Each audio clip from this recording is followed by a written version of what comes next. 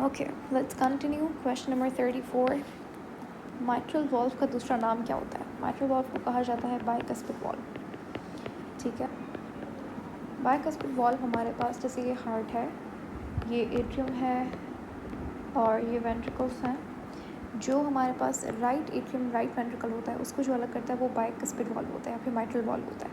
और जो this is left, तो लेफ़्ट वाले को जो सेपरेट करेगा वो होगा बाइकस्पिड वॉल्व, और जो राइट एट्रियम राइट वेंट्रिकल को सेपरेट करेगा वो होता है ट्राइकस्पिड वॉल्व। ठीक है, उसके बाद पूछ रहा है स्पर्मेटोजेनेसिस कहाँ पे होता है? स्पर्मेटोजेनेसिस कहते हैं फॉर्मेशन ऑफ स्पर्म्स को या फिर स्पर्मेटोजोआ को, एक ही बात है। ये होता है हमारे पास टेस्टिस के अंदर। टेस्टिस के अंदर कहाँ पे? सेमिनिफेरस टिब्यूल्स के अंदर। कभी कभी भी आपसे सेल्स भी पूछ लेते हैं कौन से सेल में होते हैं। सेमिनिफेरस सेल्स के अंदर दो तरीके के सेल्स होते हैं, एक होता है लेडिक सेल्स, एक होता है सर्टोली सेल्स। सर्टोली सेल्स के अंदर स्पर्मेटोजेनेसिस होता है और जो लेडिक सेल्स होते हैं वो आपके पास टेस्टोस्टेरोन रिलीज़ करने के लिए रिस्पॉन्सिबल होता है। ठीक है, तो ये तीनों चीज़ें मैंने आपको बता दी हैं, इनमें से आपको कुछ भी पूछ सकता है। कभी कभी ऐसा भी है कि वो आपको प्रिपेयर रहना है, आपको स्क्रॉटम भी लिख सकता है वो। ठीक है, तो you should be prepared. Scrotum एक पाउच होता है जिसके अंदर टेस्टिस होती हैं, तो 2 टेस्टिस होती हैं स्क्रॉटम के अंदर जो कि एब्डोमिनल कैविटी के बाहर होती हैं, क्योंकि स्पर्मेटोजेनेसिस करने के लिए जो टेम्परेचर होता है वो कम चाहिए होता है 34 डिग्रीज, इसीलिए एब्डोमिनल कैविटी के अंदर नहीं होता स्पर्मेटोजेनेसिस, बाहर होता है उससे। और स्क्रॉटम भी बॉडी के बाहर होता है, एब्डोमिनल कैविटी के बाहर होता है।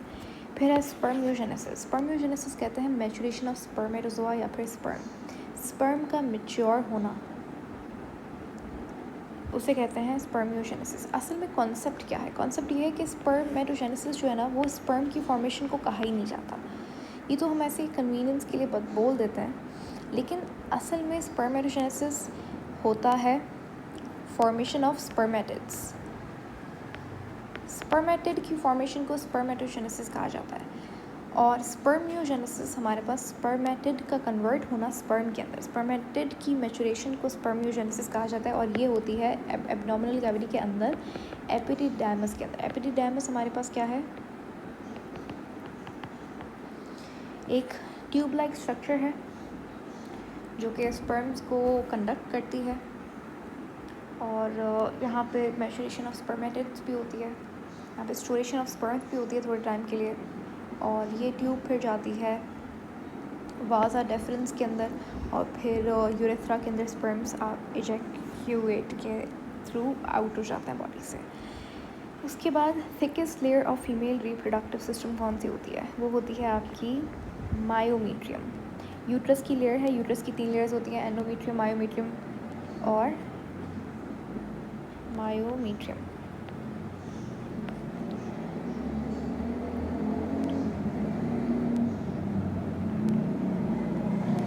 हाँ जी, तो थिकेस्ट लेयर कौन सी होती है? यूट्रस की जो, अब ये फीमेल रिप्रोडक्टिव सिस्टम में सबसे थिकेस्ट लेयर पूछा तो वो भी कौन सी है?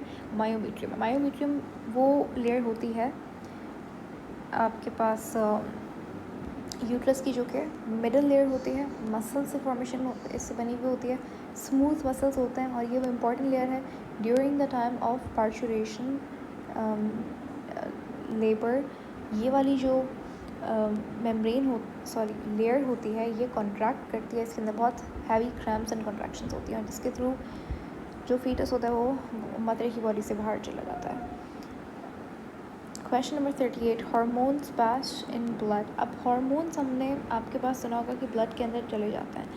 एंडोक्राइन ग्लैंड्स हार्मोन्स बनाते हैं, वो जाते हैं आपके ब्लड के अंदर। अब क्वेश्चन ये है क्या वो आर्टरीज़ के अंदर जाते हैं, कैपिलरीज़ के अंदर जाते हैं, वेन्स के अंदर जाते हैं, आर्ट्रियोल्स के अंदर जाते हैं? सही जवाब है वेन। वेन के अंदर क्यों? क्योंकि देखो जो भी एंडोक्राइन ग्लैंड है वो वेन के अंदर अपने हार्मोन्स डालेगा, और वेन फिर जाता है कहाँ पे? वेन ब्लड लेके जाती हैं हार्ट में, और फिर हार्ट से वो डिस्ट्रीब्यूट होता है पूरी बॉडी से, और वो आर्टरी लेकर जाती है। तो बेसिकली टारगेट ऑर्गन तक लेके जाना आर्टरी का काम होता है, लेकिन हार्मोन्स डाले जाते हैं पहले एट फर्स्ट वेन के अंदर। Next Aspergillus. एस्परजाइलस बेसिकली ये है, एस्परजिलस एक दूसरा मेरे ख्याल से डिज़ीज़ का नाम है जो कि एस्परजिलस कॉज करता है। एस्परजिलस किसका एग्जाम्पल है?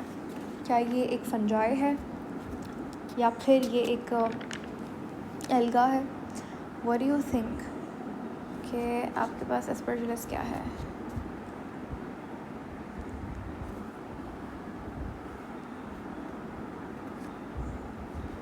एस्परजिलस हमारे पास एक तरीके का,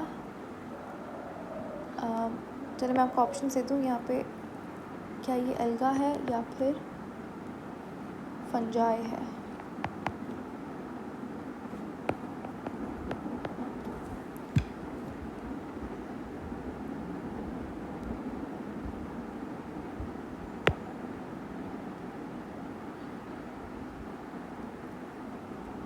तो दिस इज़ योर होमवर्क। आपने देखना है कि एस्परजिलस क्या है, फंजाई है या फिर एल्गा है। चलो नेक्स्ट क्वेश्चन में मूव करते हैं। ओके, कार्बन मोनोऑक्साइड क्या है? वैसे तो ये ट्रांसपोर्ट सिस्टम का भी थोड़ा क्वेश्चन है, लेकिन ये ज़्यादा केमिस्ट्री साइड पे चला जाता है क्वेश्चन, क्योंकि उसने पूछा आपको कार्बन मोनोऑक्साइड क्या है, न्यूट्रल होती है नेचर के अंदर। कार्बन डाइऑक्साइड क्या होती है, एसिडिक होती है। ठीक है। हेपेरिन जो कि एक वेज़ोडाइलेटर है, ये रिलीज़ होता है कहाँ से? नेचुरली बॉडी में बेसोफिल नाम का एक ग्रैन्युलेटेड WBC होता है, वो रिलीज़ करता है। लिगामेंट्स के पास ऐसा क्या है जो टेंडन्स के पास नहीं है? लिगामेंट का काम होता है बोन टू बोन अटैच करना, टेंडन का काम होता है बोन टू मसल अटैचमेंट करवाना। लिगामेंट के पास होते हैं इलास्टिन फाइबर्स, जो कि टेंडन्स के पास नहीं होते। तो लिगामेंट्स जो है वो ज़्यादा इलास्टिक होता है टेंडन्स के मुकाबले। अच्छा, इवोल्यूशन जो है वो सेम स्पीसी के अंदर होती है। अगर ह्यूमन के अंदर, अगर ह्यूमन इवॉल्व करें ऐसा नहीं, तो ह्यूमन के साथ कोई और स्पीसी नहीं। इवोल्यूशन होती सेम स्पीसी में है, लेकिन उसका जो प्रोडक्ट होता है इवोल्यूशन के रिज़ल्ट के अंदर, एक नया स्पीसी, एक नया ऑर्गेनिज्म फॉर्म हो सकता है। ठीक है।